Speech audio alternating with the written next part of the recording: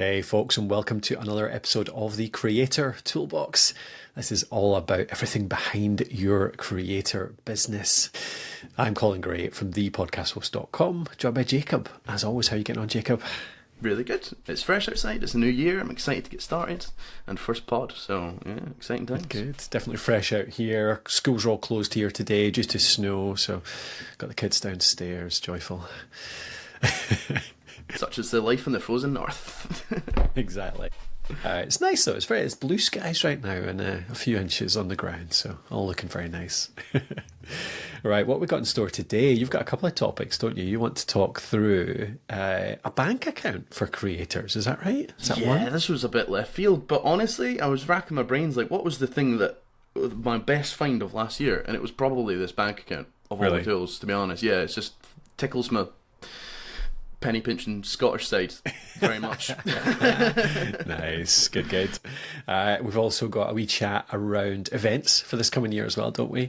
And I've got a couple of things. I've got a few things we might dig into. One of which is partly around reviewing last year and then planning for this year, like some topics around that. So I'm thinking about that this week. That's my plan for this week, is really just to do my 2024 retro and a bit of personal planning more than anything else. But I've always well, I'll get into this more deeply, but I've always struggled to separate out the personal and the business planning. So we can talk about that as well. So it's a bit of both, really.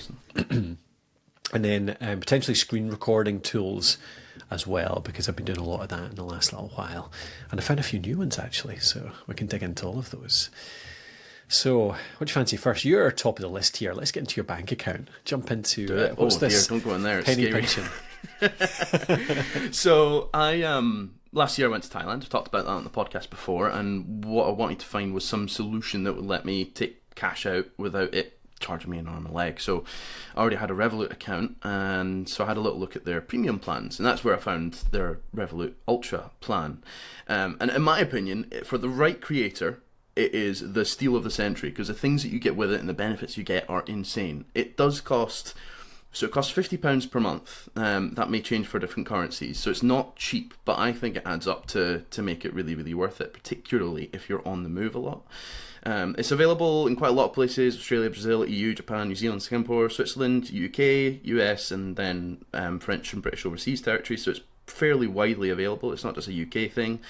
The main thing that I've gotten a lot of benefit out of straight away is you get 3 WeWork passes, 3-day passes, so you can be there from dusk till dawn if you wanted to, you know, and you get all the free coffee and the free beer, and, you know, whatever it is that they offer. But it's been really good to have a place that I can go in any major city, and guaranteed I'm going to have a great desk to sit at with fast Wi-Fi, and, you know. Yeah. So I've used that in the UK, I used that in Thailand, and yeah, I really, really like that. But the big thing was if you're on the move, if you're a creator that is on the move, if you're a kind of nomad, I know a lot of creators are either thinking about that or are doing that, then you get free cash withdrawals, no charges from them. And the other big thing is you get spot prices for currency changes. So I could have Thai baht in my account, I can have euros in my account, I can have pounds in my account, and I can go and just withdraw that without any additional fee. Now, I did lose my card at some point while I was away, and then I had to use my more normal bank account that I didn't get any benefits on, and I think I took out maybe like £150 in cash and ended up paying about £20 of that in fees,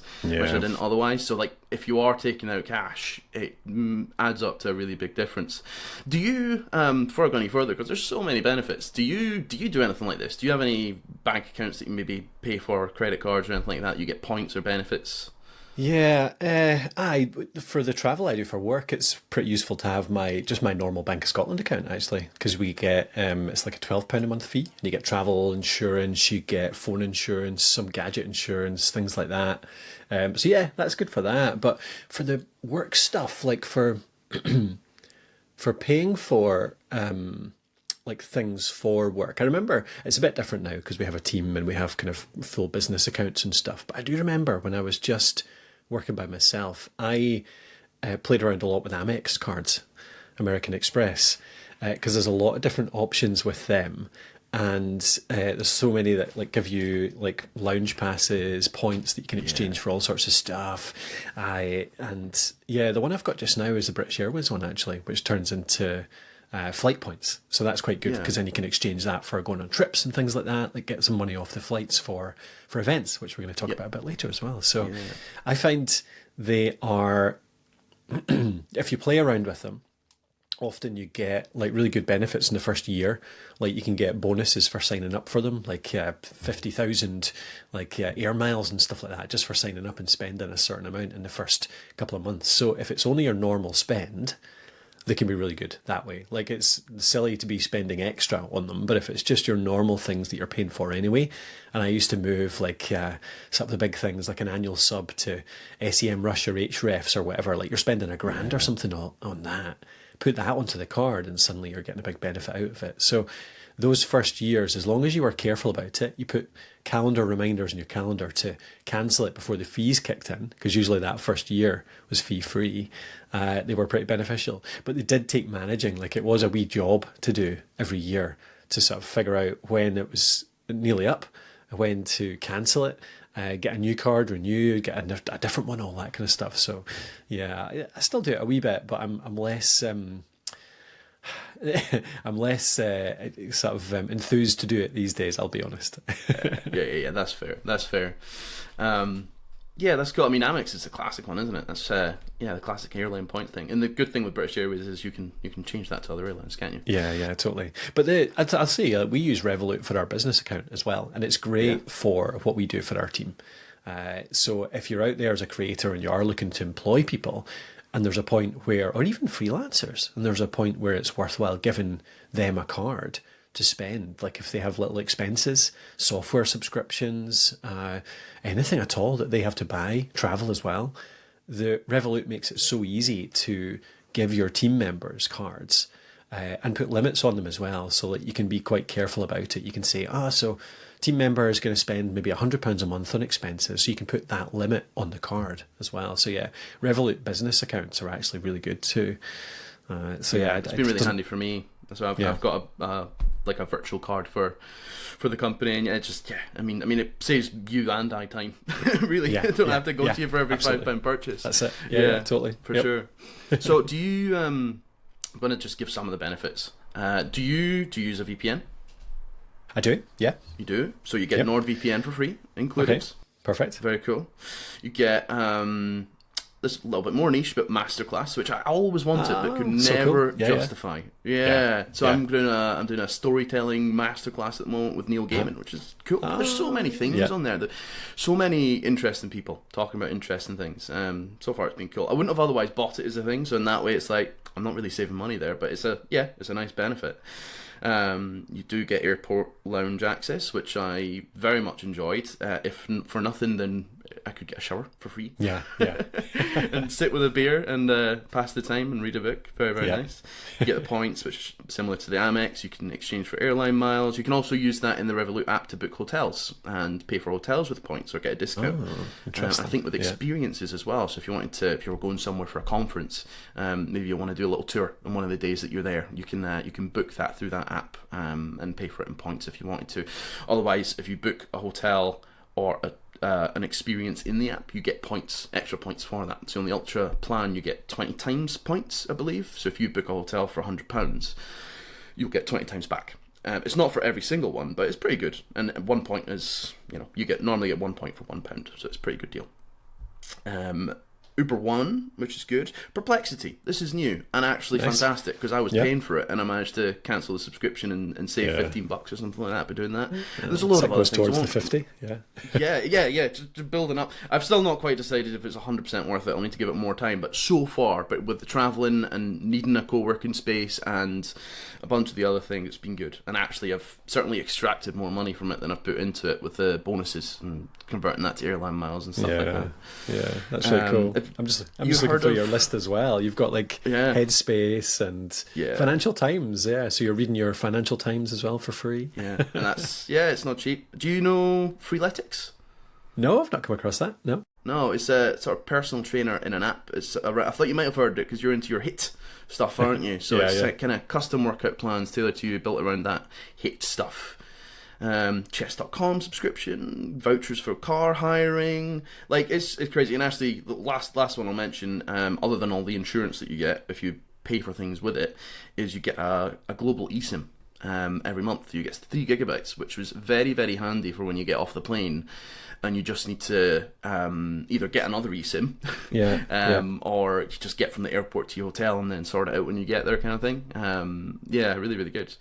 So yeah, that was my honestly biggest. To me, it felt like my biggest runaway stealing event of 2024. It felt like a great deal. So if you are on the move or you're that kind of like nomady creator type lifestyle, it's it's worth looking at. I'm actually going to have a look at that because like I said, the 1 week our travel insurance, our phone, all that kind of stuff on is about nearly 20 quid a month. Actually, I think it's 15, 17-ish.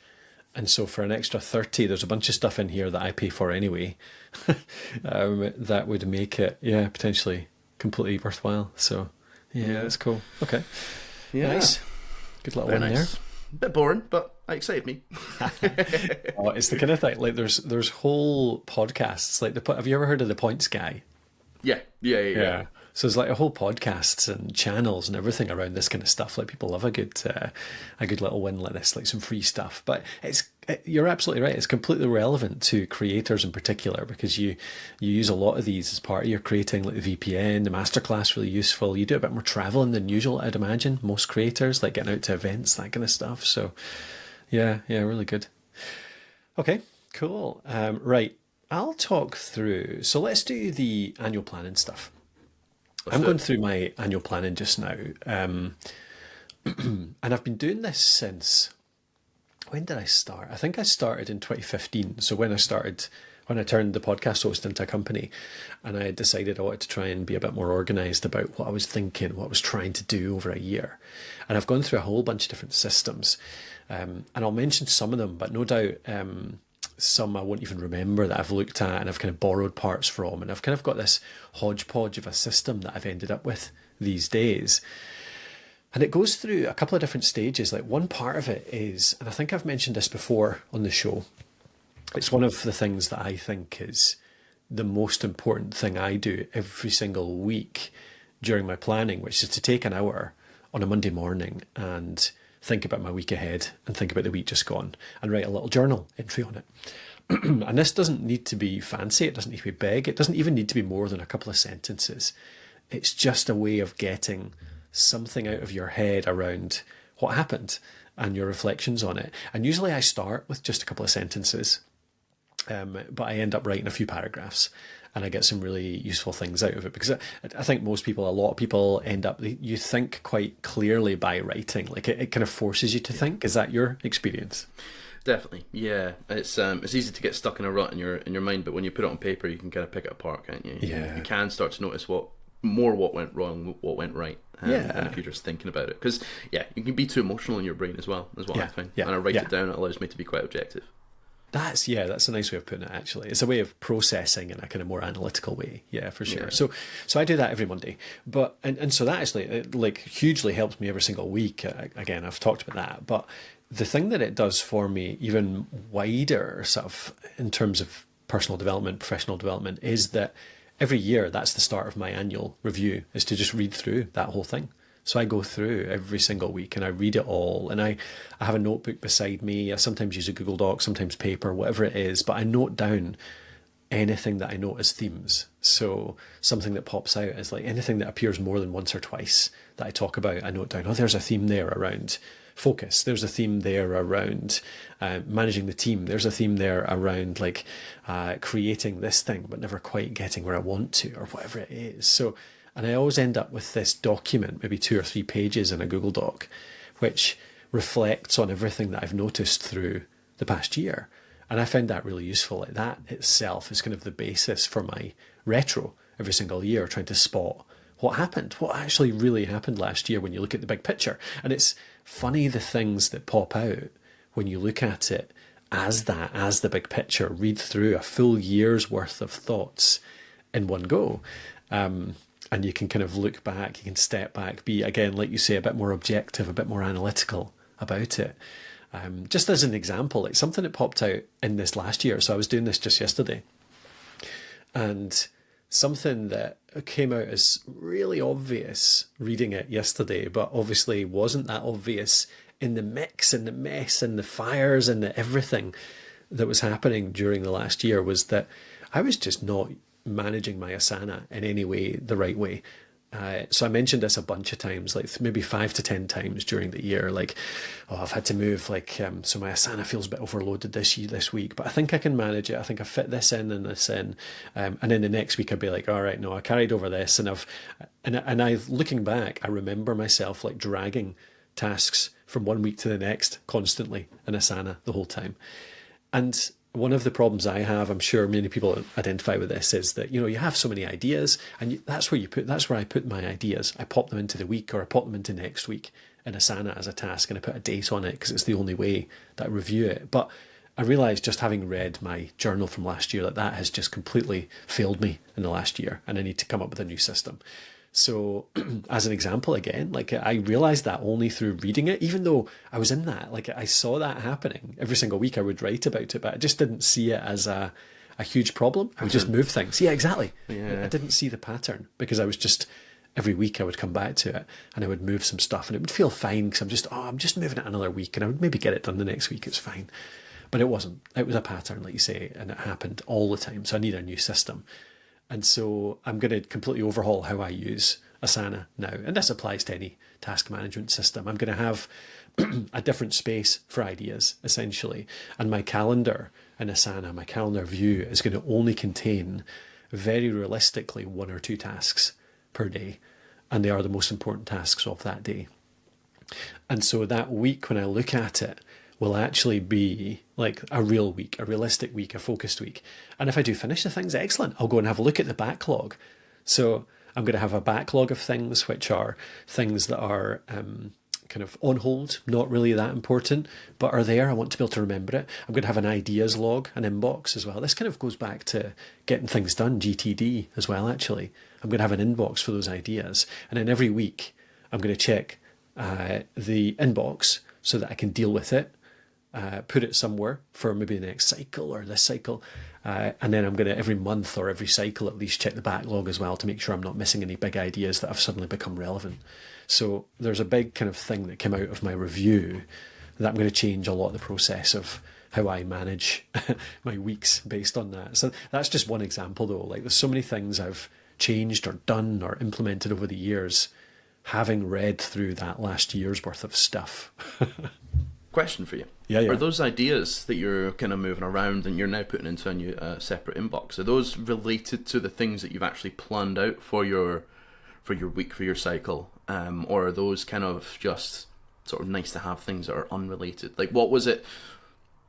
Was it distracting you from what you'd kind of set out to do, or was it just additional things to do with those things that you set out to do? Does that make sense? It was a bit of both, really. Yeah, right. Sometimes it was like extra ideas to pile on top of the really relevant active projects that were going on, and sometimes it was completely different new things that I was like, oh, that would be a great thing to do. Maybe it's part of the problem being a content consumer at the same time as a content creator. I listen to a lot of podcasts from people that do the similar kind of things as us and read a lot of blogs and newsletters. And so there's always things that come out of these bits of content that I want to do for us, but you just can't do them all. So, but so many of them feel really relevant, really important, really impactful. But it's just, it always comes back to that. I almost get bored talking about it. In fact, I wrote this in my journal. I read this just yesterday. One week I wrote, I'm really bored of writing this, but focus. Focus. Yeah, fair. Yeah.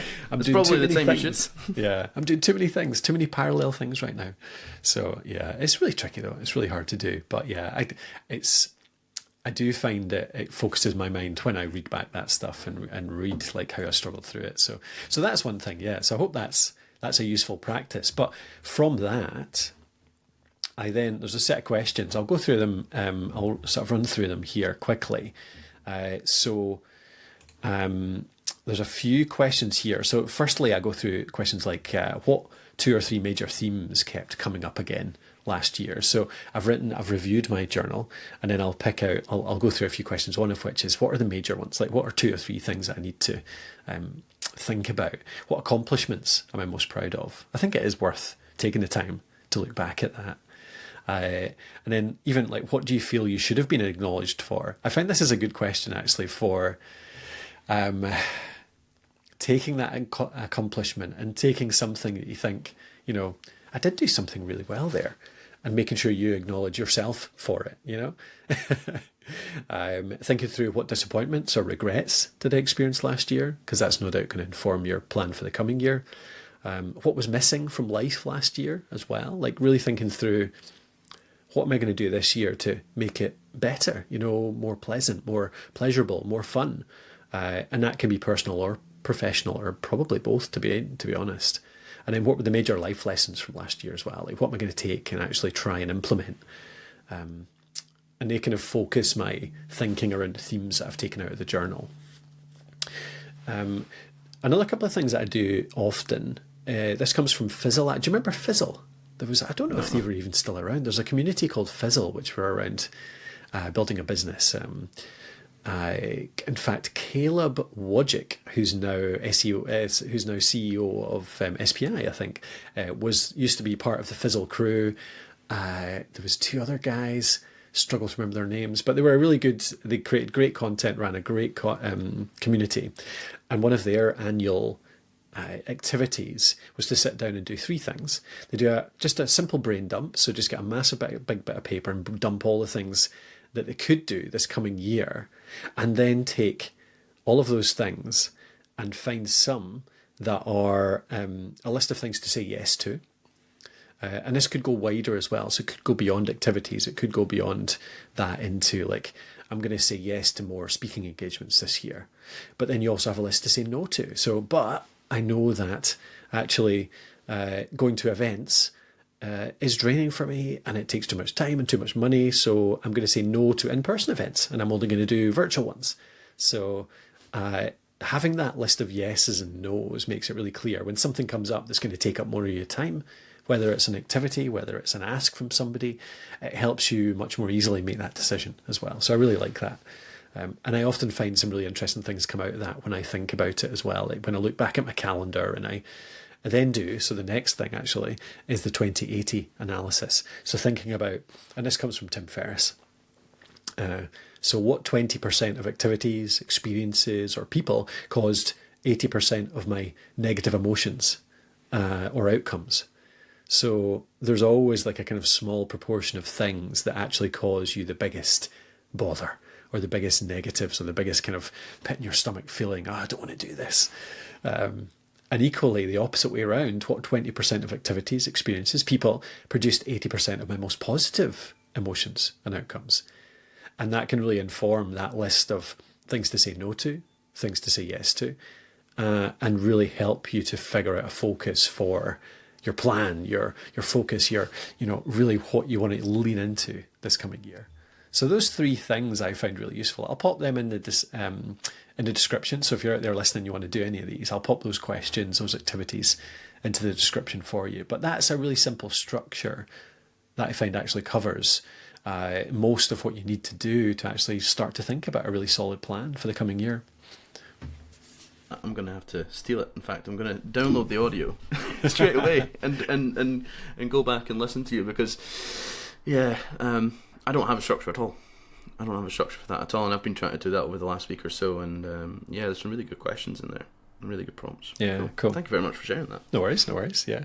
Just, I wasn't going to actually share this, but I'm just thinking maybe it's useful. So very quickly as well, the next stage that I go through often is to take that and you create your new themes for the next year. So, you've talked about what themes were kept recurring last year. Think about what themes you want to actually come up in the coming year. And start noting them down. Like, what do you want your themes to be? In 12 months' time, you look back, what do you want your themes to be? And then that actually is really important around creating goals, because your goals are probably going to be really closely related to those themes. And I often group my goals in amongst those themes. So one of the themes might be, I want to actually just have more maker time. So I want to make more things. And then you have a couple of goals in there, like publish 2 things a week and here and over there. And so it kind of helps to inform the real detail of your goals. And a big part of that as well is, once you've got that, is actually scheduling in dates in your calendar to review these things, like come back and look at the themes again. Like I talked about not noticing that Asana problem.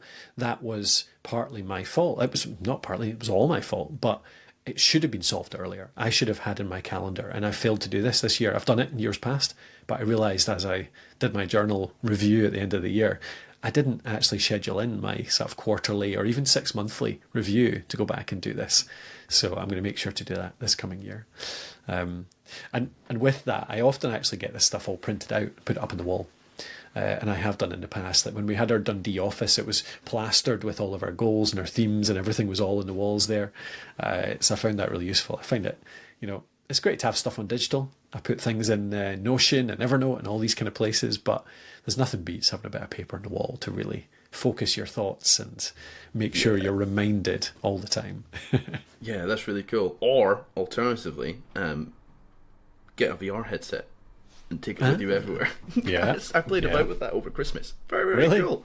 Yeah, you can set up a workspace that you can take with you anywhere, which is like that. It's like having it on the wall, isn't it? Yeah. Anyway, yeah, that'd be cool. I tried that out actually with my son had a Meta Quest for a while, and I tried that. I tried the virtual workspaces. I just couldn't get used to the sweatiness and the heaviness of having the thing in my face for any length of time, but I could see, like, once they get lighter, once they get better, even just like a pair of glasses. Sunglasses.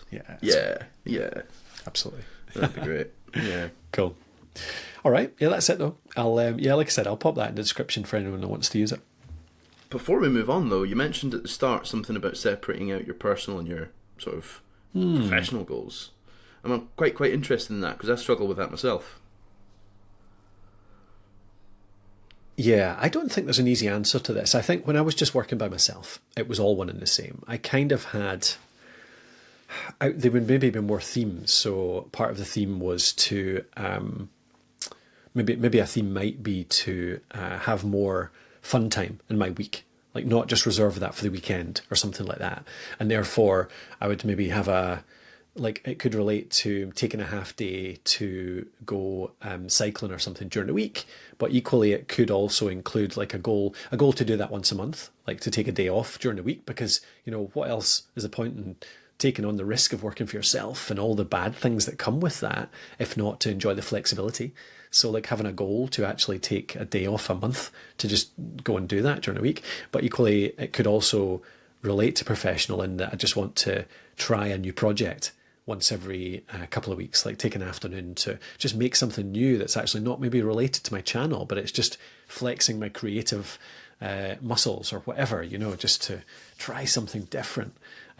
Like I had something related to this a while back, where I started like playing around with making music and things like that a few years back, because it was just like, it was related enough to professional, but it develops your creative sense, your skills, all that kind of stuff. It came back to your work. But so I think when I was working by myself, that's how I did it. I would have it all in the one place. But nowadays, because I'm planning with you guys, so like you, I, and Matthew are going to plan our content stuff for the podcast host, I can't really do it by myself anymore. So, I find it a little bit more tricky in that way. But I can think about it in my own work. Like, I can still think about the kind of work that I want to do. I can think about the way I want to balance my weeks. I can think about, my professional goals, as in any skills I want to develop or any goals I want to achieve, that kind of stuff. So, yeah, I've not separated it out in the last few years. I've had it all one and the same. But bigger company goals do come kind of more differently. Stuff that I think maybe that's the way I think about it, is anything that involves the team is part of the company planning process, which I do with you guys. And anything that is literally just work that I do personally goes into my personal planning. And that is personal and professional, but it's my own personal work as well. Yeah, that makes sense. Yeah. So yeah, there could be better ways to do it, but that's the way I've found so far. Yeah. Yeah. I think for most creators though, they will probably still be at that stage where it is one and the same, isn't it? It is starting that creative business is a deeply personal thing, so it makes sense. It's all going to be kind of mixed in, but yeah, it is. Yeah, it reaches a point. Yeah, cool. And so much as a creator, the business is you as well as the personality. You're part of the content. You're part of it all. So it's like Yeah, maybe. I mean, there'll be people out there who are creating like travel channels, and so their goals might be to visit 12 countries, and that's a personal goal, but it's Yeah. that's utterly part of their business. A life. Yeah. Cool. Okay. Right. What you got? You've got a question here around events. What are you thinking about? Yeah, I want to know if you're planning on going any this year. Yeah, I was thinking about this. So events for this year. I think my core one is craft and commerce for this year. I talked to you about this. I want to try and get to that because I think there's a lot of people in our area going to that. It seems to be growing really nicely. I really like the ConvertKit team. The stuff that we've done with them, the fact I've used the tool for like better part of a decade. And it seems like the talks and stuff there. It's a smaller event. I'm really keen. I'm much more keen to go to events where the participants are in the low hundreds as opposed to thousands. And so that's kind of my goal for this year, is to go only to small events, because I just don't, the last few years I've gone to some of the bigger events and I just don't get half as much out of them, because you just don't, they're not as intimate. You don't meet as many people. Weirdly, like I find you meet way more people at small events because you end up bumping into the same people much more often. That's the thing. 100%. So yeah, so that's a big one for me. What about you? You got any other goals? Events wise, Yep. yeah, I'd really like to go to Craft and Commerce as well. I've never been, and similar, exact same reasons really. We talked about this last year, but it's got, I mean, the speakers are exactly the kind of people that I'd want to hear from. Do you know what I mean? That I'd want to listen to, and yeah, if that kind of low hundreds event is fantastic. There's an event that you have went to frequently over the years that I've went to a few times called Atomicon in Newcastle.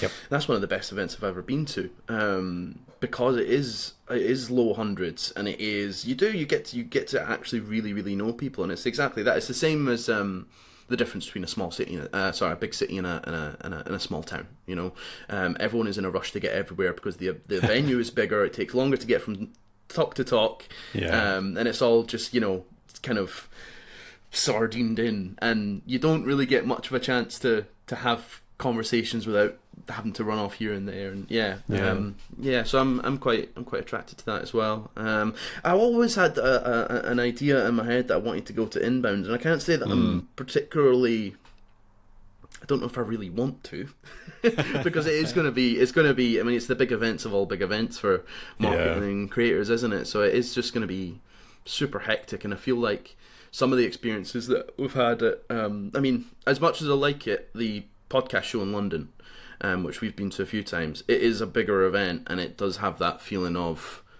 hectic running from room to room, and I feel like Inbound would be that, but like 10 times worse. I think you'd been to Inbound, hadn't you? Yeah, I've been A few twice. times. Yeah. Yeah. Do you know if is it still what it once was, or?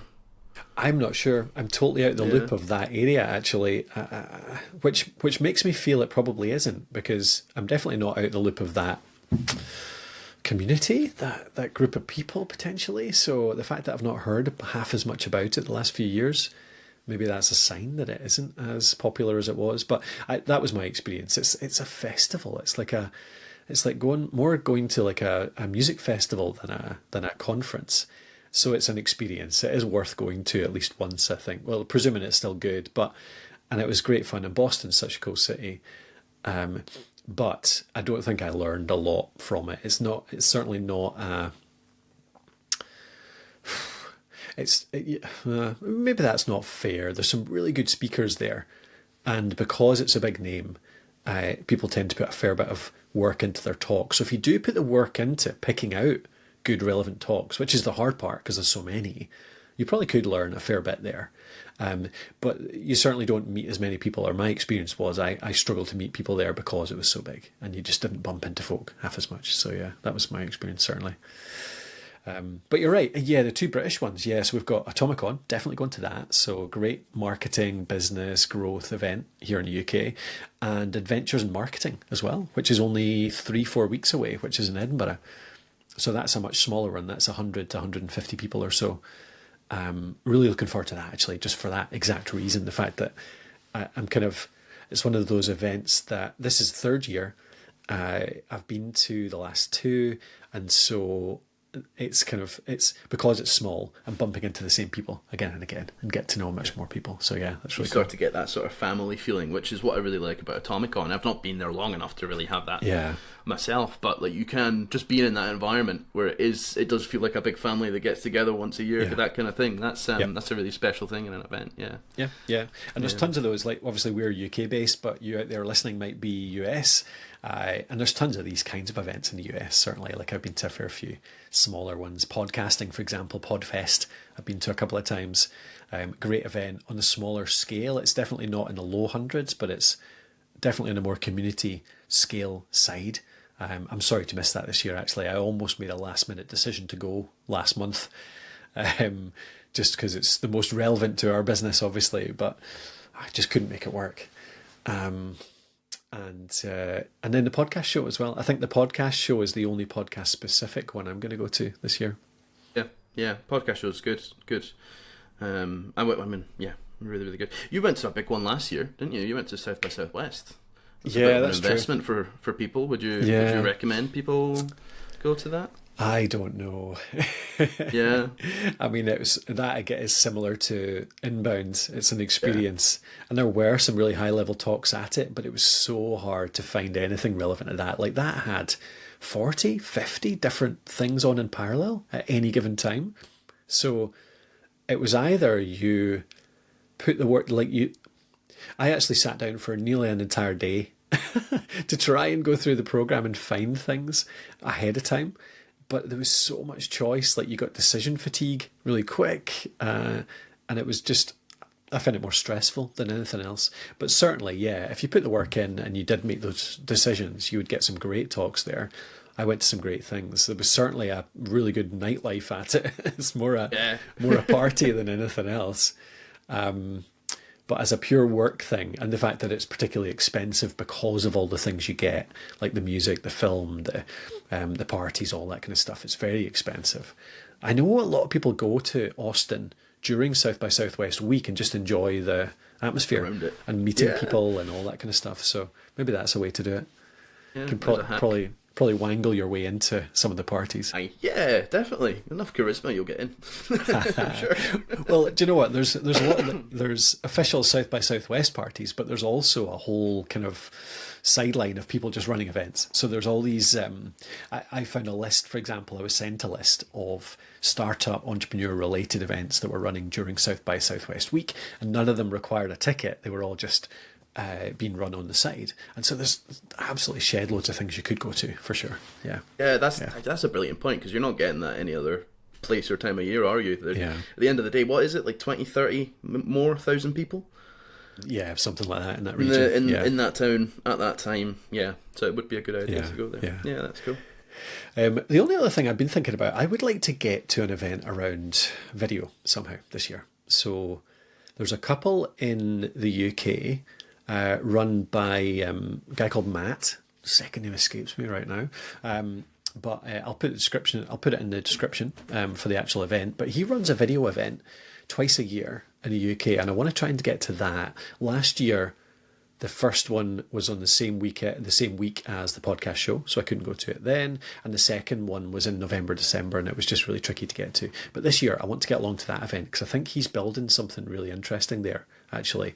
It's a low numbers event, just purely based around YouTube. But there's a lot of podcasters going to it as well. Obviously, it's really relevant to us too. So I want to try and get to that. But equally... What's the name again? I don't know. Let me search. So I wonder if I can find it quickly. But I want to try and get along to that, just because of how it does look really good. But there's one in the US as well called VidCon. Have you heard of VidCon? Yeah, I've heard of VidCon, and heard of VidCon and TubeFest. Those are the two I've heard of. TubeFest might actually be the one that I'm thinking of. Let me have a quick look. Yeah, that's the one. That's exactly it. So nice. thank you for that. It's on in Birmingham. So next one's in Birmingham in April. I think one of us at least should get along to that if we can. So we'll revisit that. But I'd love to get along and get a bit more kind of contact in the YouTube space. That would be a goal for this year. Definitely. Yeah. Cool. Okay. All right. Anything else on events? No. Should probably, yeah, we need to make some concrete plans, away. Not leave it to like the month before. Yeah, exactly. Yeah, that's the tricky part.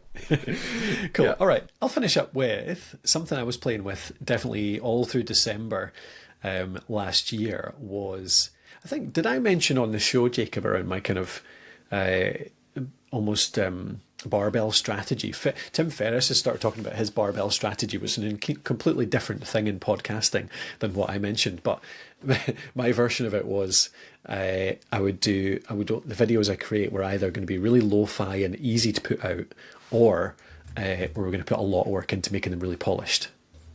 We talked about that. Was that on the show? Yeah, perfect.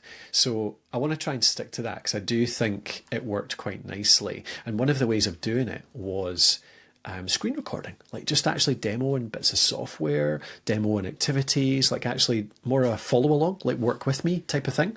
Yeah. And maybe even doing some of these live as well, actually. I think that's another way to do that really lo-fi, easy to get out there type of video, is actually just to do a live stream.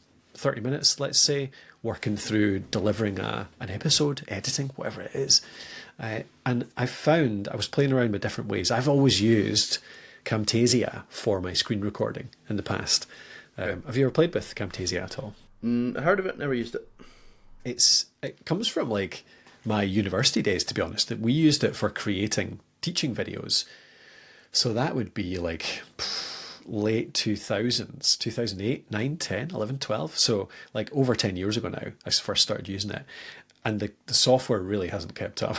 Like the last few years of using Camtasia and Snagit have been more frustration than anything else. It's like really commonly you get out of sync video and audio, or it just crashes altogether, or it doesn't pick up the right mic or whatever, even though you had it set perfectly the time before.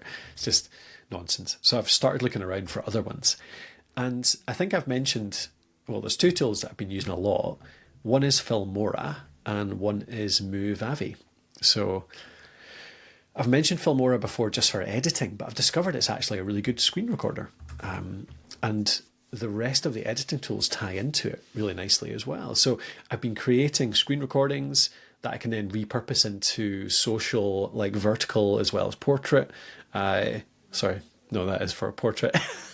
Vertical portrait as well as landscape, I should say.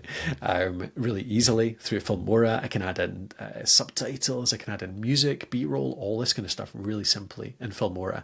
And actually I can polish up a screen recording into something that actually is beyond. And I might be breaking my own rules here, but I'm literally only spending 15, 20 minutes on this using the inbuilt tools to kind of add this polish. So I think I'm still keeping to that barbell type strategy where I'm making sure it is still very easy. I'm not putting much work into the editing, but it is coming out much more polished than just a basic screen recording. So that's been really interesting. Cutting out Premiere altogether then with that flow? Yeah. Yeah, nice. Yeah, not using Premiere at all. Yeah, as soon as Premiere's introduced to anything to do with video, you're just adding like an hour. Usually of tears. Yes. And Movavi is the other one that I've been playing around with too. I bought both of them because I was just like desperately trying to find something that would make it easier. So I could pass one of the licenses to you if you want to use one. That'd be good. But Movavi looks very similar.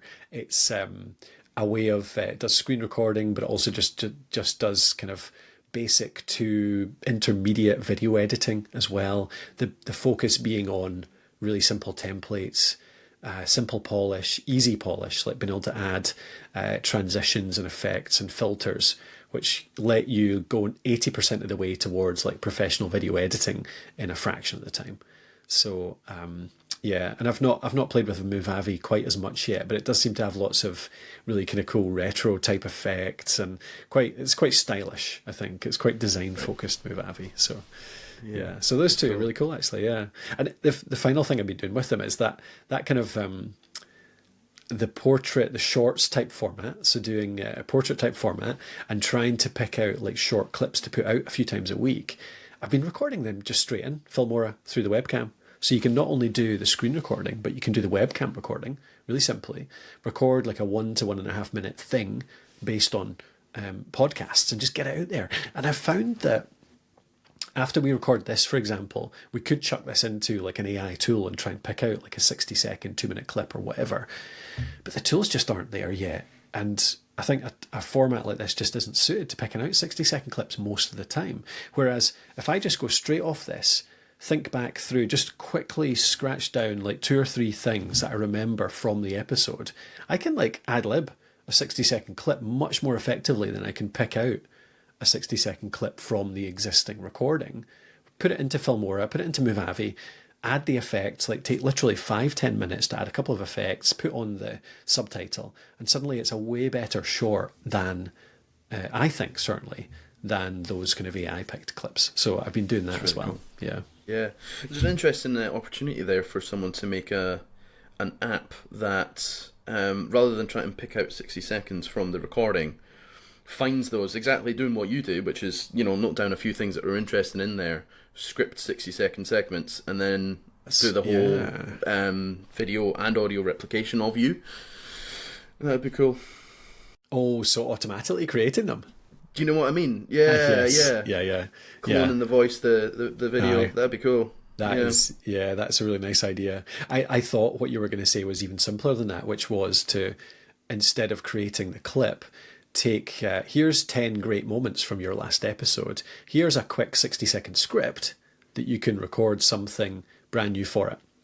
And therefore you just get 5-10 pre-made scripts that you can add your own voice to. You can kind of ad lib, make sure it's like bullet points, so you can just record it really simply. That would actually be really handy. Would be nice, yeah. I bet I can just do that, Claude, to be honest. Yeah, you just could, upload the transcript. Yeah, just have a wee template for that. Yeah, for sure. Cool. All right, but yeah, that's it. StreamYard, sorry, not StreamYard. StreamYard is what I'm using for the live broadcasting. I had that in the list here, but no, Filmora and Movavi are the 2 screen recording apps I've been using. Yeah, really cool. And are those both desktop apps? They are, yes. Nice, that's a plus for me. Yeah. Yeah. Do you know, I tried playing around with CapCut on my phone. I know it's a desktop app as well, but it's kind of, I feel like it's more phone focused, and I just didn't. I don't know. I just hate recording on my phone. I much prefer being able to record my webcam, have it on the desktop, and be able to edit it from there. Yeah. Just cuts out so many aches. Yeah, totally. Excellent. All right. Anything else to cover this week then, Jacob? I don't think so. I think that's it. That's Good it for stuff. Me. Cool. All right. Well, thank you for listening out there. If you enjoy this content, obviously, we often mention it. A great way to support what we do is to use the products we create, one of which is Alitu. So Alitu is our podcast maker app. It does call recording, it does audio cleanup, it does audio editing. So if you edit your audio, you can get in there, you can build your episodes, it adds transitions, it adds overlaps, all that kind of stuff. You can build your episode in our episode builder just with a drag and drop interface, really simply, and it's got hosting built in as well. So if you want a one place to record, edit and publish your podcast with loads of automation built in, try out Alitu. That's alitu.com. That's alitu.com. You get a 7-day free trial, so you can make an episode and see if it suits you. Otherwise, code Creator Toolbox to get 50% off your first month. Right, Creator Toolbox to get 50% off your first month. Thank you again for listening. Thanks, Jacob. It was good fun. A couple of good topics there. All right, we'll talk to you next.